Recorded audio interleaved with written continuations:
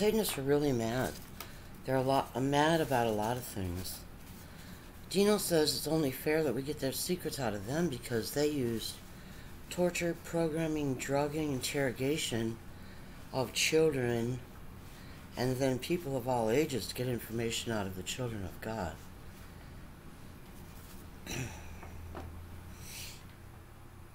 I affirm Dino's statement. Firmly affirm. I'm hungry again all of a sudden.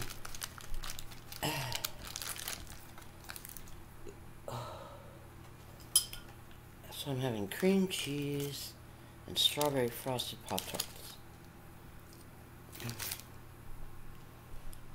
I ordered some fresh strawberries. It's on my cart. It's in my cart.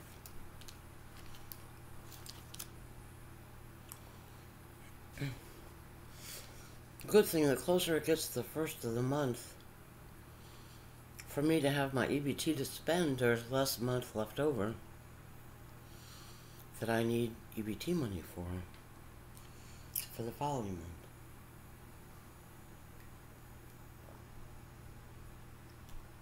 month. I must have a strong need for protein now or coming up or both, because I think God's asking me to order 2 of those 2-pound whey protein powders, 1 strawberry and 1 vanilla. Maybe I can mix them and make a weak strawberry if the strawberry flavor is too strong. I'm getting a dozen Chobani Greek yogurts. They're only $1 each if you buy 10 or more. I'll pick and save. I like Greek yogurt.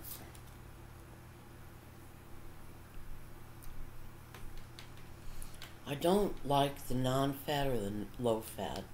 Everything I buy with the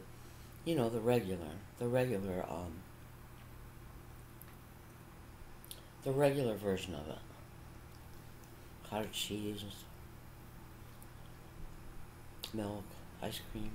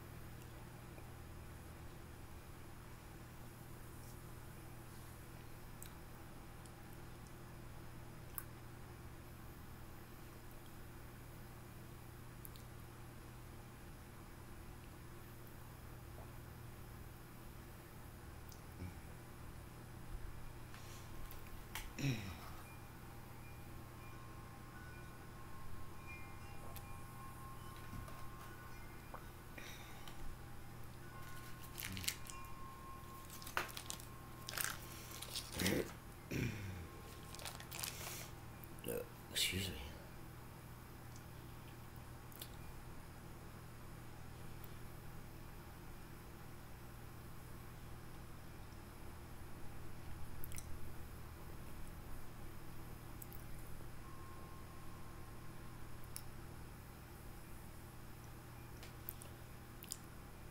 I think the Pop-Tarts I'm getting from Kroger are Kroger brand, or I don't think they're Kellogg. They're $2.99 a box. Kellogg 12-pack is $2.86 a box at Dollar General, which is a really good price.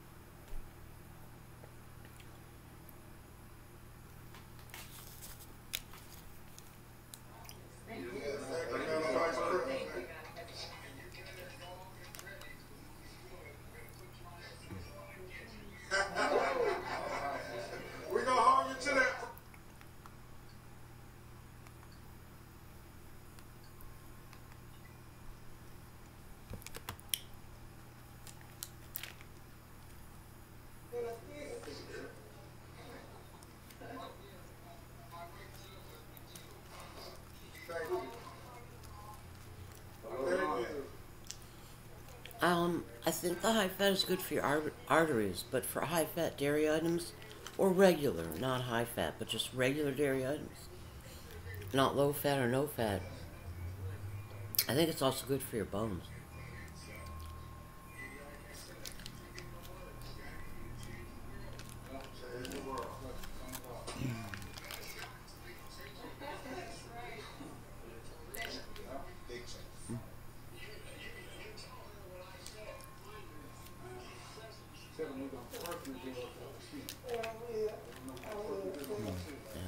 She's coming to see you, Mr. President. All right. Thank you, Mr. President. God bless you. Thank you, Mr. President. Considering they risked being jailed, beaten by riot police, or having their families threatened, it's remarkable tonight's protests across Russia drew the thousands of people they did. Despite being really terrified, I come here today because if I don't come, if these people don't come, it will be like this for a very, very long time. It's been a harsh 3 months for supporters of imprisoned opposition leader Alexei Navalny, and of course for Navalny himself. Thrown in jail after surviving an assassination attempt, he's been mistreated, claim supporters. He's on a hunger strike and in an Instagram post described himself as being like a skeleton. I'm pretty good. It's about people in Russia. I'll try those fried donuts again. But you have to get me a really reliable fryer. Opposition figures who hasn't been jailed or fled Russia. Rich loved them. He just loved them. I like the Biscuit coffee cake. I like the Biscuit coffee cake. Alexei Navalny, his organization, and many supporters here are working on behalf of the United States. Earlier in the day, Vladimir Putin suggested recent I could sit down and cook. expulsions. Unless you're gonna fix my legs. The U.S., Poland, and the Czech Republic amounted to picking on Russia. He suggested it's become a sport, but warned Russia would respond. Notable tonight, though, was that in Moscow anyway, the riot police didn't resort to their batons nearly as much as they have in the past. Perhaps they didn't need to. With Navalny in jail and authorities moved to declare his political group illegal, this may be the last big public opposition rally Russia sees in a long time. Chris Brown, CBC News, Moscow.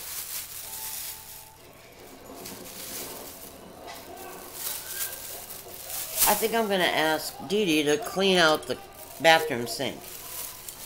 I'll do the toilet though.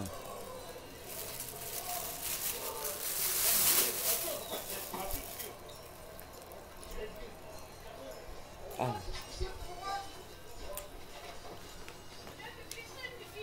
Gosh. Oh. There, I have 2 or 3 more of these milks. But they're in a lower cupboard all the way in the back, and I can't reach them with either arm. So I'll have to ask Dee Dee to do that for me.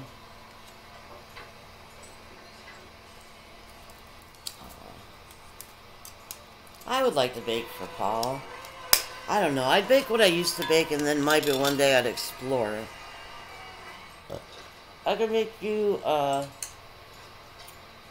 well, pies I'd rather use filling.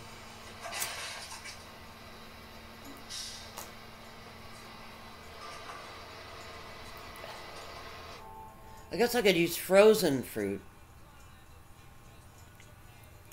Boy, would I like to make you a strawberry rhubarb pie.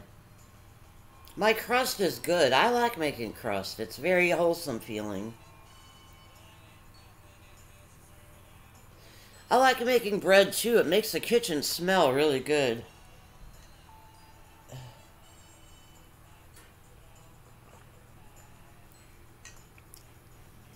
Having your hands kneading bread dough and putting flour on it and all that.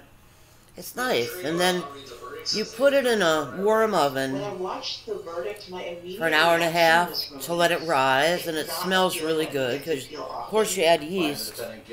The yeast smells really good. And then you let it rise, I think, at room temperature for another hour. It's And then not you put it in a necessarily bread pan and bake it.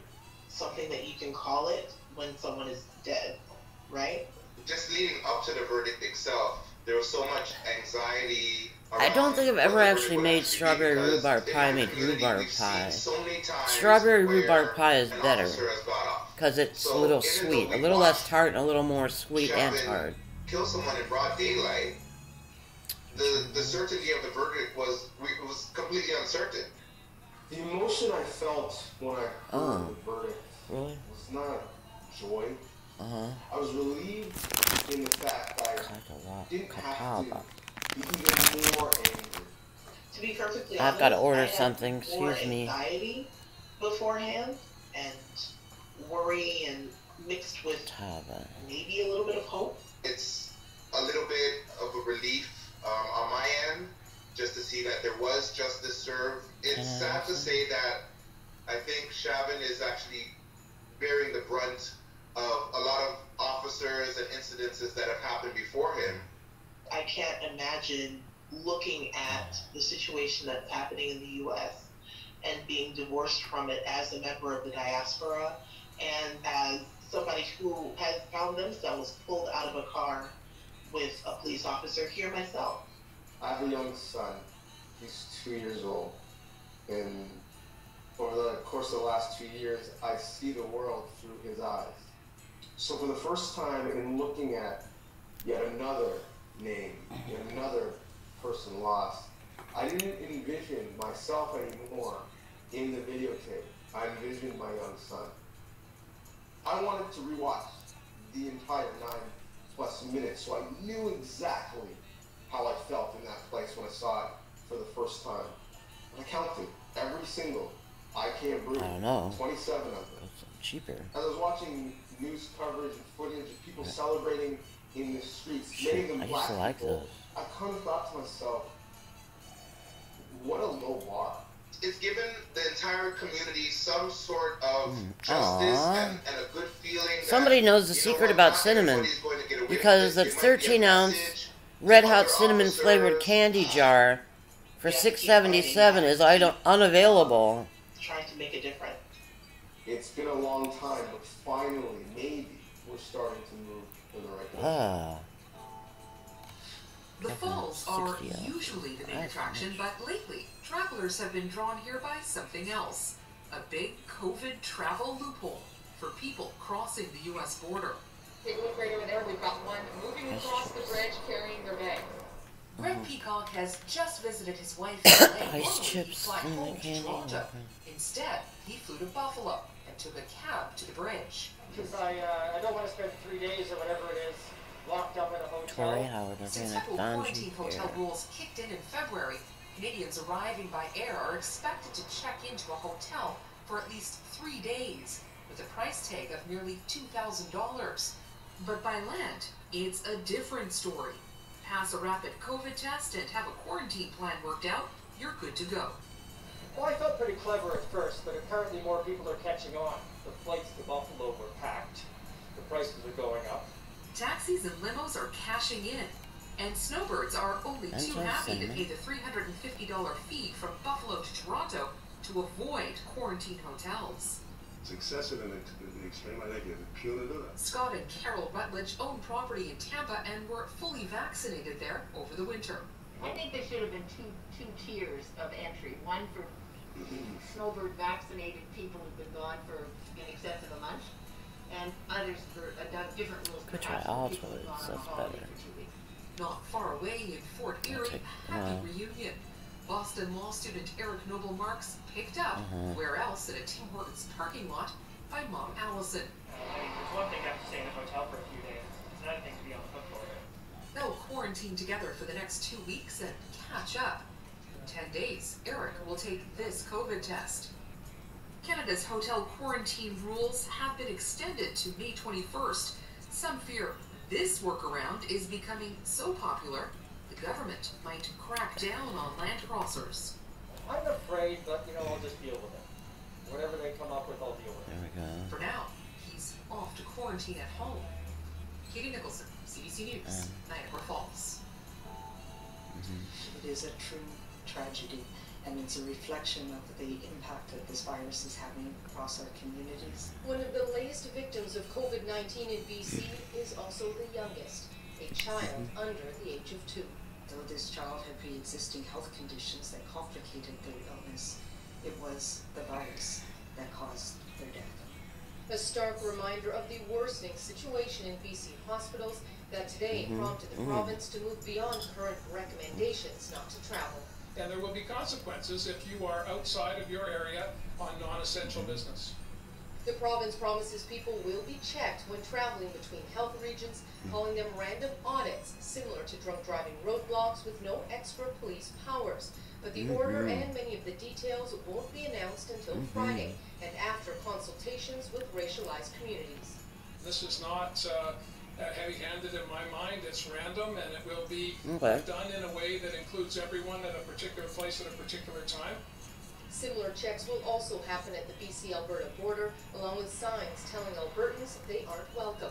Tourism operators are asked to cancel bookings for anyone outside their area, while BC Ferries will stop taking bookings for recreational vehicles. I wish we had taken the chance to avoid variants of concern establishing themselves in BC in the first place. I think we did miss the boat on that. But I do think the best we can do to curb their transmission now through our own individual actions around socializing, also through restrictions on travel. Also today, the bans on indoor dining and some fitness activities were extended another 5 weeks. Officials hope 2/3 of adults will have their first dose of the vaccine by then, and the province's pandemic situation will have improved. Susanna De Silva, CBC News, Vancouver. State of Minnesota, County of Hennepin, District Court, 4th Judicial District. State of Minnesota plaintiff versus Derek Michael Chauvin, defendant. Verdict, count 1. Court file number 27, CR 20-42646. We the jury in the above entitled matter as to count 1, unintentional second murder while committing a felony, find the defendant guilty. His verdict agreed to this 20th day of April 2021 at 1:44 p.m. Signed juror 4-person. Savers 5. Caption, Jolly Rancher. count 2. The jury in the above 14 entitled matter as ounces. to count 2. Third-degree murder Ouch, perpetrating ouch. an Is it Hershey? act by the He. defendant guilty. This verdict agreed to this 20th day of April 2021 at 1:45 p.m. No. Signed by 4-person. Not Hershey's. Same caption, verdict count 3. The jury in the above entitled matter as to count 3. Second-degree manslaughter, culpable negligence, creating an unreasonable risk. Find the defendant guilty. This verdict agreed to this 20th day of April 2021 at 1:45 p.m.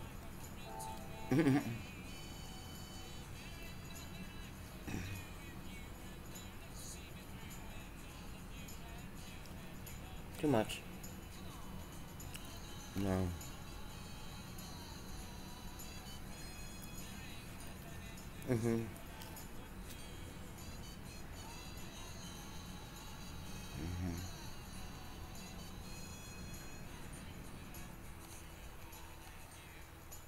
No, I don't think so.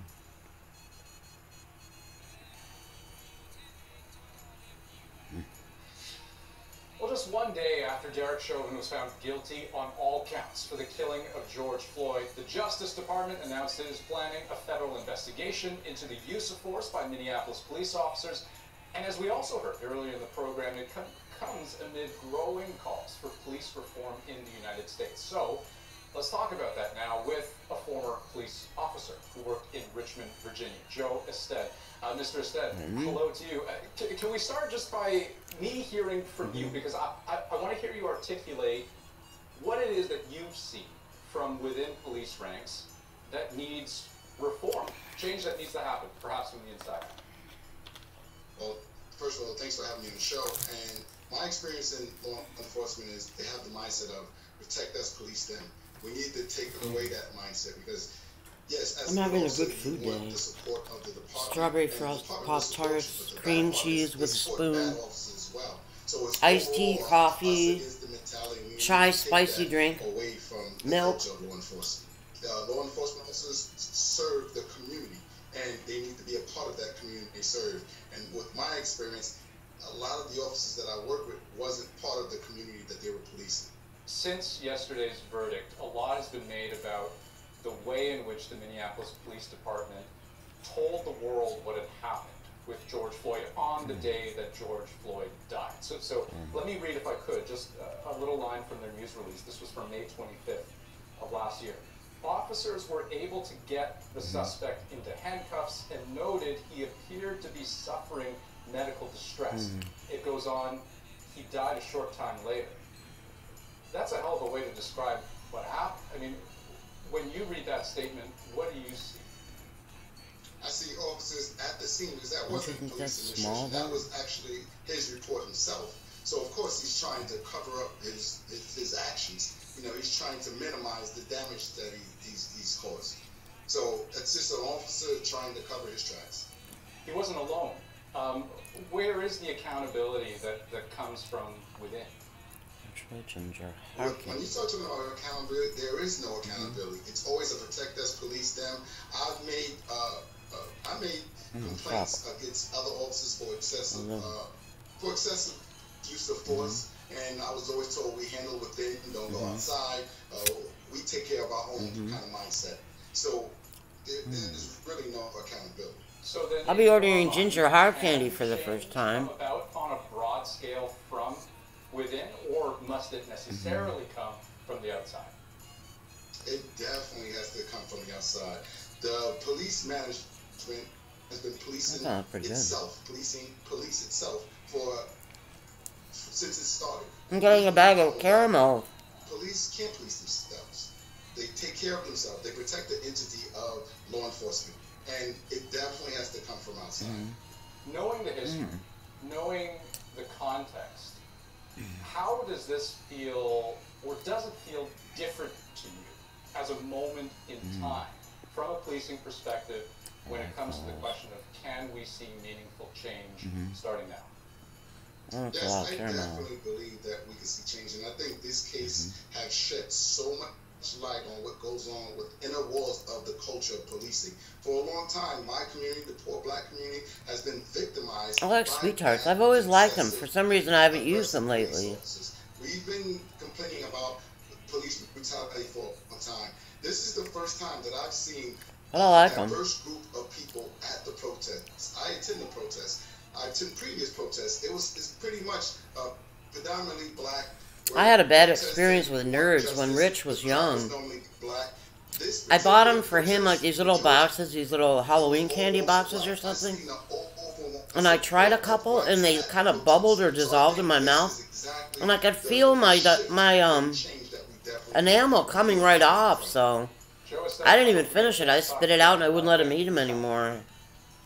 Thank you, sir. Wow. It was less than 15 seconds from the time the officer arrived to when shots were fired.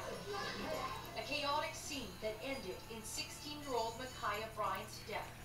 Police released a slowed-down version of the officer's body camera footage. There, in the ripped pants, that's Bryant chasing someone who falls to the ground. The officer pulls his gun as the teenager seems to lunge at another person with a knife in hand. And that is when the officer fires 4 shots. Regardless of the circumstances associated with this, a 16-year-old girl lost her life yesterday. To me, the best chocolate is Hershey. I plead with the community. I like all their chocolate now, but I especially like milk chocolate with almonds. Fast facts should not come at the cost of complete and accurate facts. Bryant's death has sparked fresh protests. A gathering originally organized to mark Derek Chauvin's guilty verdict became I do like those. a demonstration with more anger aimed at police. They're trained to de-escalate, and so they need to start de-escalating when it comes to black people, because we're not a threat. We're scared for our lives. An independent investigation into the officer's actions is underway, which comes at a time when police have little credibility in some communities. There's very limited amount of trust from the black community right now. For decades, there have been demands for reform, with one expert urging police forces to recruit more officers from the communities they're serving. The only way we are going to be able to make any positive change is you have to become a part of that system. With a renewed sense of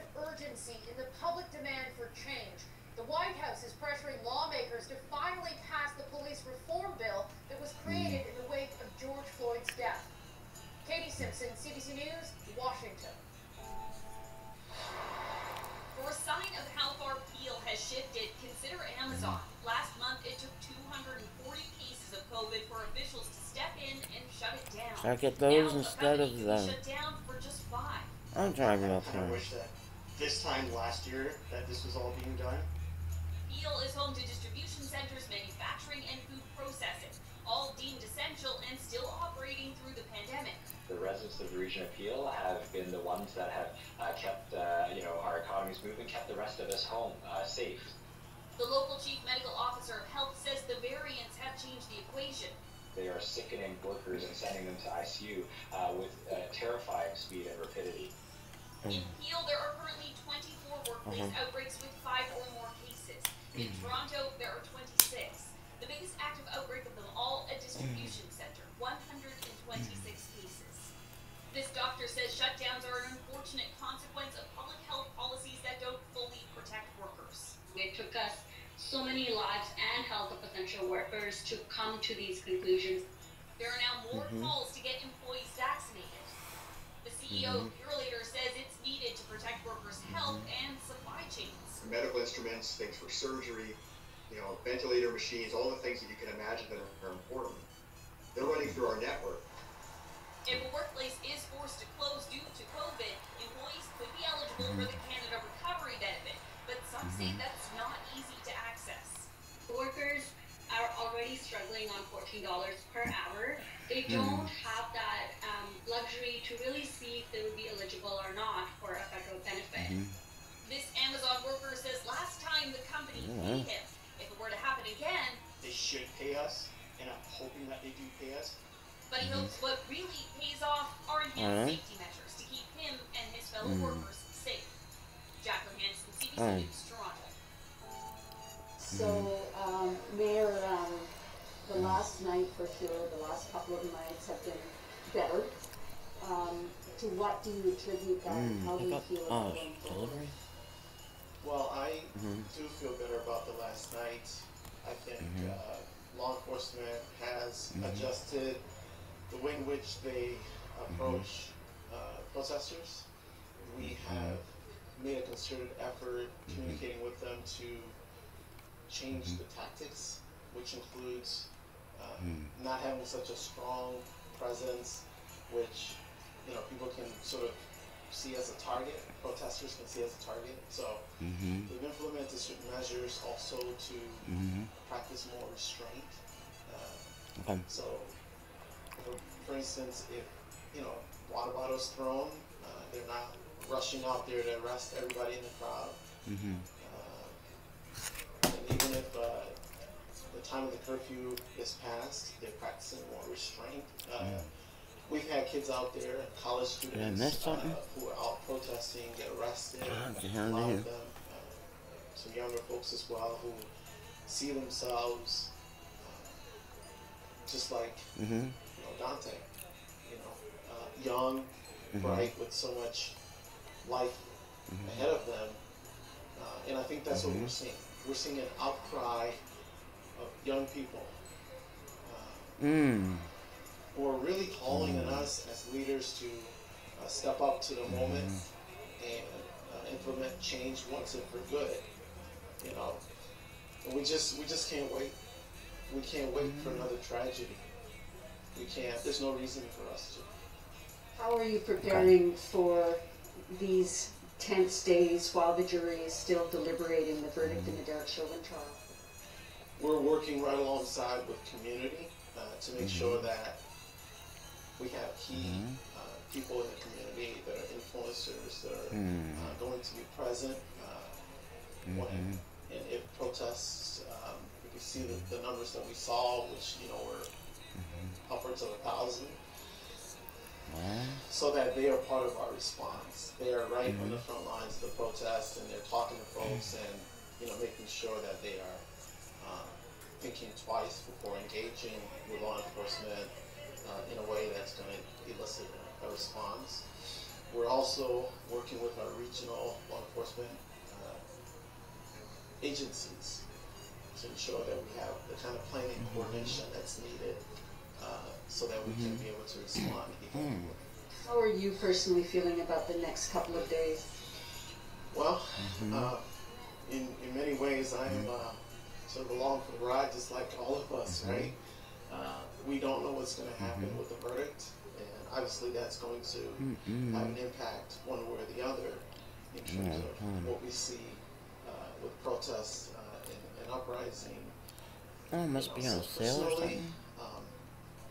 I feel hopeful that we're going to get through the next weeks, and we're going to implement some changes that will help make sure we don't come back, to this time now, to what we're experiencing. I'm looking forward to being in community with Dante's family as we see him off to a better place.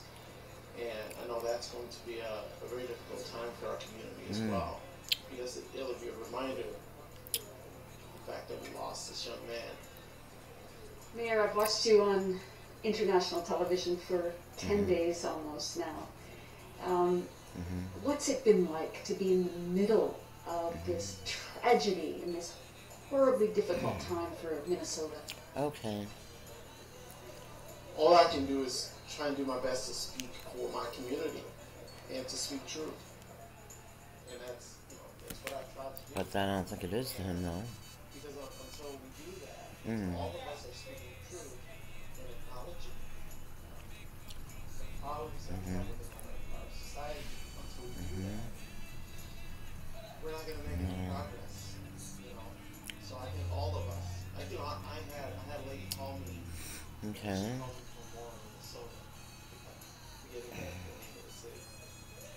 And she said, Mayor, what can I do? What can I do? She's white. And I said, well, there's a food distribution here at the local high school. You can come down and help. And she said, Mayor, I'm going to make the call.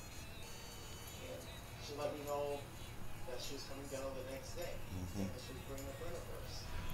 And I went to go visit the food distribution center. Saw her. And we hadn't seen each other. But she said, Mayor, and I said, Judy, and we hugged. And she said, yeah, I'm here with one of my friends. She said, I'm a person of my word, and I'm going to help out. And she drove down to help out. To me, I think that is Minnesota. That is what we need to do, all of us. The changes that need to happen with transformation, transforming, not policing, not law enforcement, transforming public safety. Those changes that need to be done are going to require all of us, white, black, Asian, Latino. It's going to require all of us. As the late Paul Weston said, we all do better when we all do better. Last question, do you think Dr. Wright's death and George Floyd's death will signal some kind of lasting change? I mean, gosh, we heard Reverend Sharpton say yesterday, not even a year later, not even 15 full years away from Floyd's death, another young man. This time feels different. It does. Okay, that color. I believe that it will signal I lasting. see. I think this is going to bring about lasting change. I am committed to that. My community is committed to that. And I think more people are starting to see the truth, which is we need real reforms in order for us all to feel members together in this community, in this country, to feel safe, to be safe. And everybody deserves that.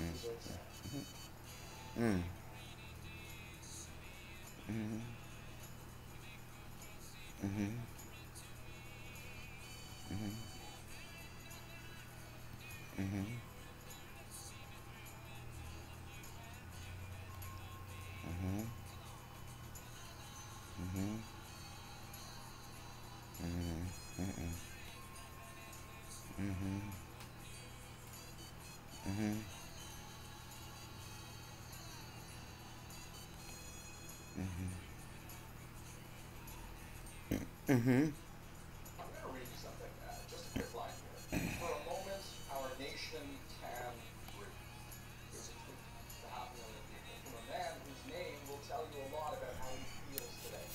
Martin Luther King III, longtime civil rights advocate, son of Martin Luther King Jr., joins us now. can't do You it. know the history, you know the backdrop better than most. How do you measure the magnitude of this moment?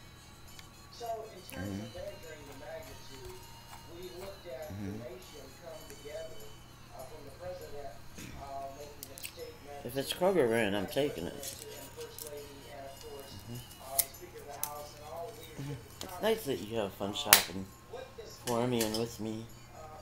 It's nice. It's very nice. I can't wait. That everyone saw, but we really just didn't know what was going to happen. So we first take the side. 12 cans, 12 fluid ounces. The Senate has passed the George Floyd, policing act as a first step. I think there are many other things that have to be done. For example, higher quantities where people are. We have oftentimes police communities, and they really have no stake. They're not stakeholders in the community. I think finally, this is going to be a marathon, not a sprint. We should have addressed these issues many years ago, but now is the time. And this case perhaps will set that tone. So I'm glad you mentioned all that because you're right. For this to be more than just a fleeting moment in time, you're going to have to find proof that it's more than that. How likely is that to happen? Because again, you have the benefit of decades of experience seeing these. So I'm getting 48. And again, how hopeful, how likely are we to see change, real transformation? For $10. I think what is good is we do have a different administration in Washington that is 48 for $10. and I think that we depend on.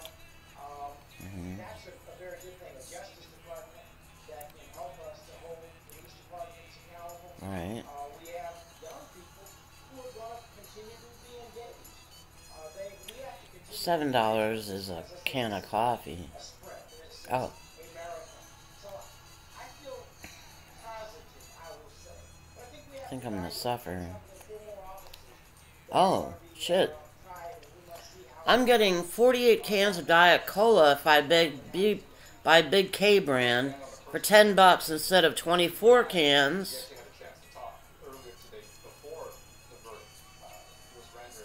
Oh. Instead of 48 cans for $17.98, which is Diet Pepsi. So I'm gonna get another can of coffee, aren't I? I think probably the thing that resonates most is that when you stay vigilant, there can be I take my coffee out? and you may not win every time. Damn. Victory and this kind of, feeling of a victory gives you the inspiration to stay on the battlefield in a positive way. It is a battlefield. It is not an easy They took the fucking coffee out of my cart. how to consistently engage through love and peace and Not nonviolence. nuts. And I hope that's always, No, they didn't. that's the way I always approach things. That's another can of coffee. Again, had this case gone differently, I have no idea what it could have happened in this nation. I have ideas of what could have happened. But I'm so thankful that today was a victorious day and a conviction. Martin Luther King III, thank you for your time.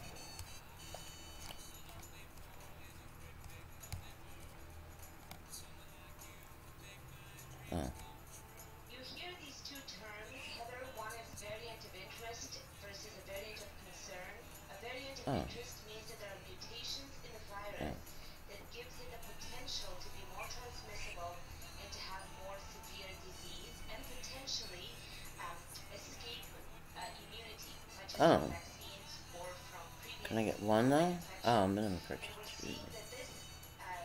Okay. 1167, which seems to have originated in India, is now this variant of interest that has these mutations. Seems Oh, we're not. transmissible at least by Right. 20%, and it seems to have the ability to escape some of the antibody responses to be lower by around 50%. Possibly not as transmissible and severe A lot of money, and it's $3.49 or something. the B117 and the South African, the B1351, but definitely something to watch for.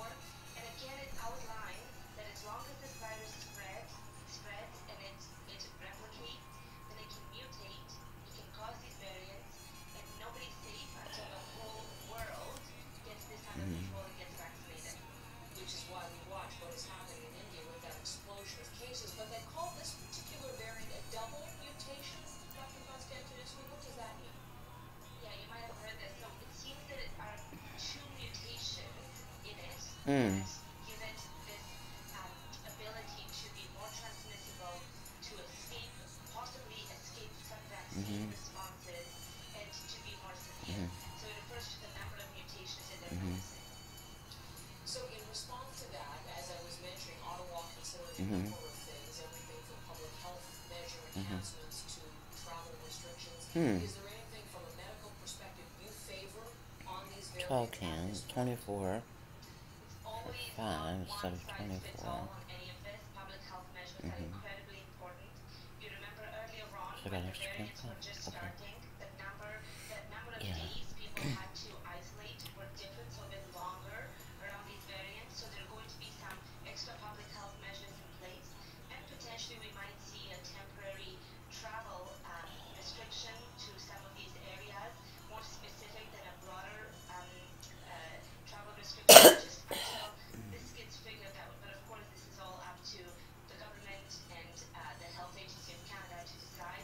It's always a combination of many things together that are going to get us under control. Today, we feel a sigh of relief. Still, it cannot take away the pain. A measure of justice isn't the same as equal justice. America has a long history of systemic racism.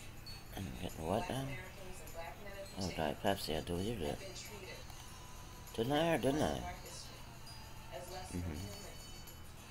Black men are fathers and brothers and sons and uncles and grandfathers and friends and neighbors.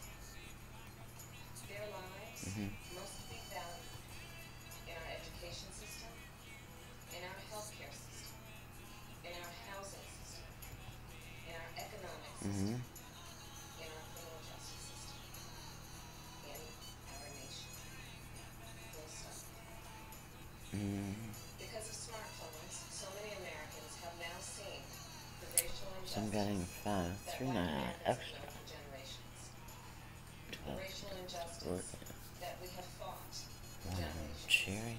That my parents protested in the 1960s.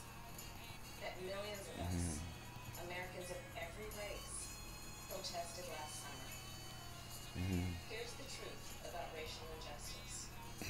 It is not just a black American problem or a people of color problem. It is a problem for everyone. 48 cans is a lot, isn't it? Okay, I'll try one. Justice for black Americans. Minimum 2. Profound fear and trauma. Pain, exhaustion. Okay. Black and brown Americans. So I'm adding. Murder of George Floyd launched a summer of protest. We hadn't seen since the civil rights era in the 60s. Protests that unified people of every race and generation. Peace and purpose. To say enough. Enough. Enough of the senseless killings. We can't leave this moment and look away thinking our work is done. We have to look at it, we have to look as we did for those 9 minutes and 29 seconds.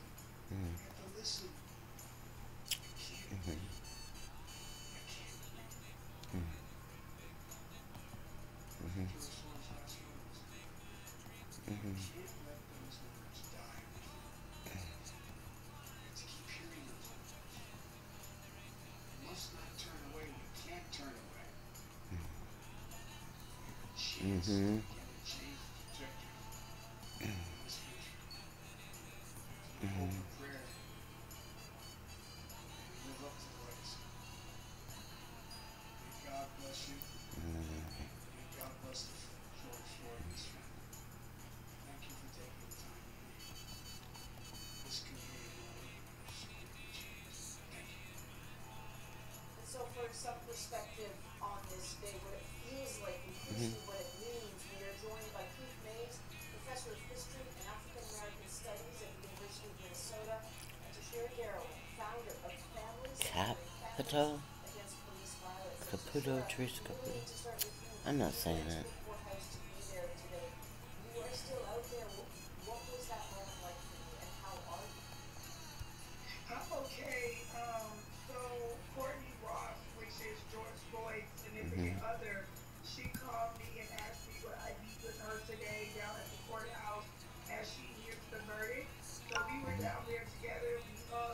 I'm gonna stop recording and upload this.